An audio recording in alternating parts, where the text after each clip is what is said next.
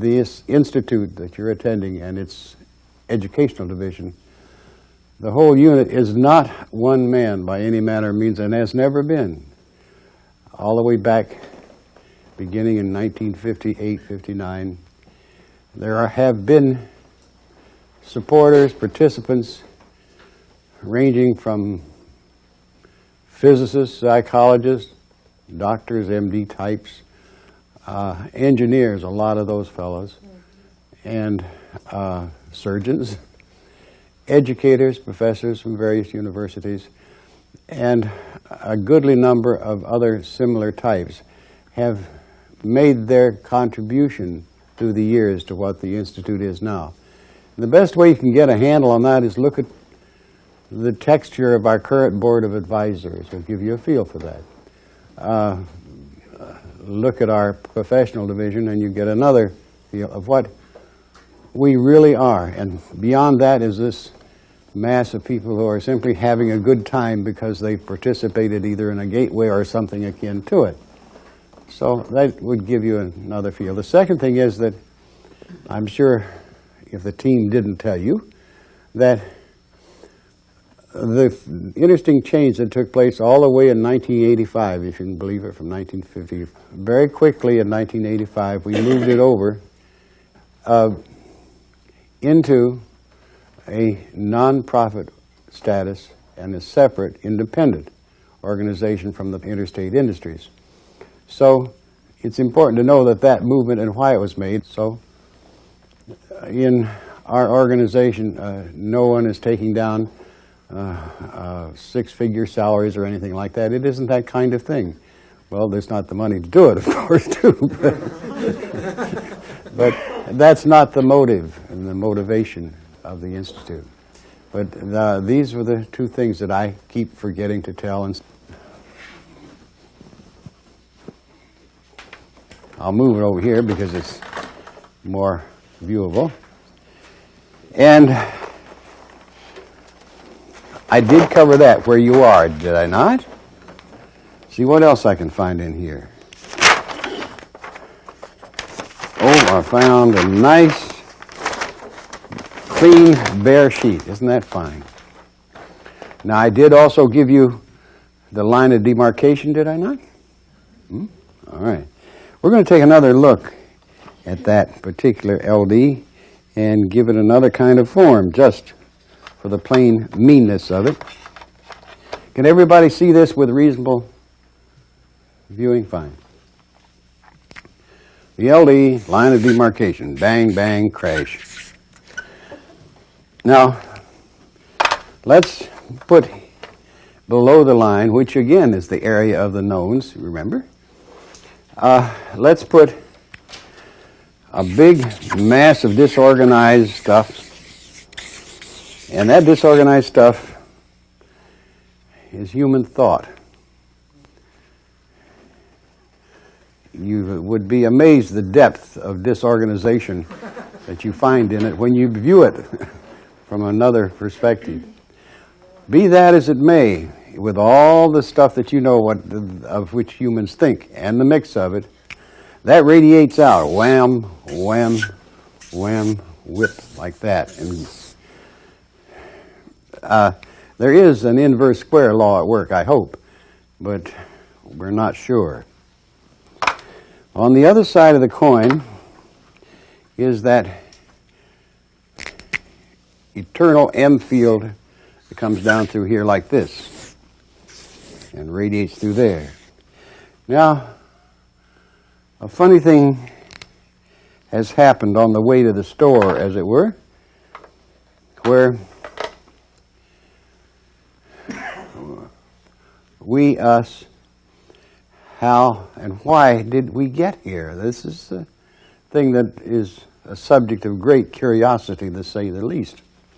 Well, let's take a typical one, but not the most important one. Here, we are moving along here, and boing, we hit that part of that radiation, and we smell it, taste it. What's that?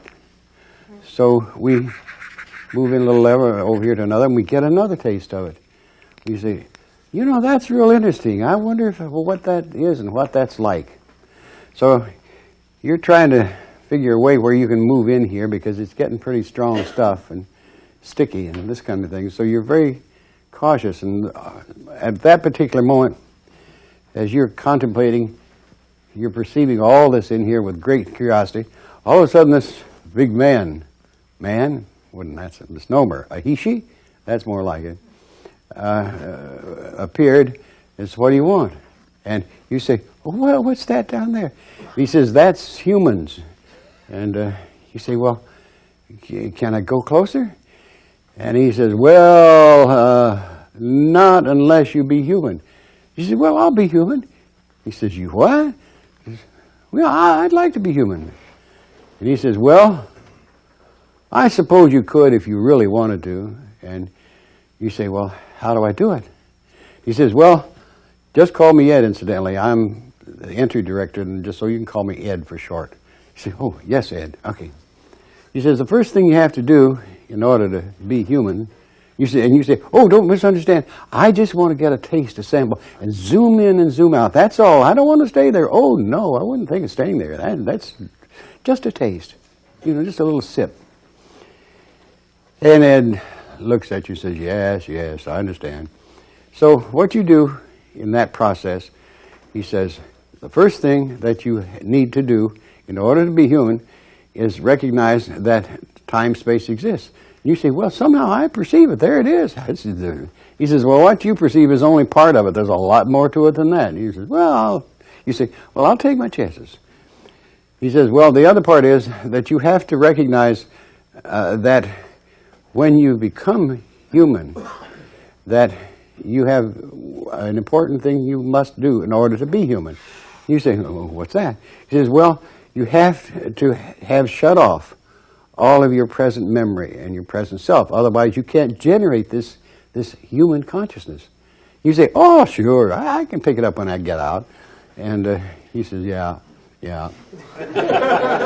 And he says, the other thing is that you are really on your own, because that's what that is down there, is that people are on their own. Those who come in and become human make supposedly their own decisions. You say, oh, I'll make my own decisions. He says, yeah. So he says, now, if you really want, we can set it up.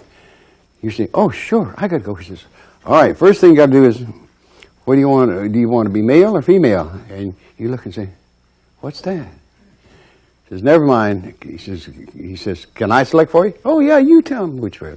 All right, fine. He says, the next thing is that you have to make a decision of where you want your entry point is. And he says, that's a decision that you have to make, because there are kind of problems. He says, for example, on Park Avenue in New York, there's a wait list line, a long wait list line to get there. Marin County, California, long line, that kind of stuff. And he says, Beverly Hills, almost impossible. But he says, we got plenty of fast takers, say in Africa, instant service, you can get in right away. South America, the same thing, easy, no problem. And he says, and I can just really rig it. And you say, well, that first one, it sounds pretty interesting, but you say it's waitlisted. He says, yeah, Park Avenue, forget it, but in New York. He says, and you say, but if it's New York, and it's close to that waitlisting, isn't there any place in New York I can get in? And he thinks this is, yes, I can get you in, as a matter of fact, pretty quickly.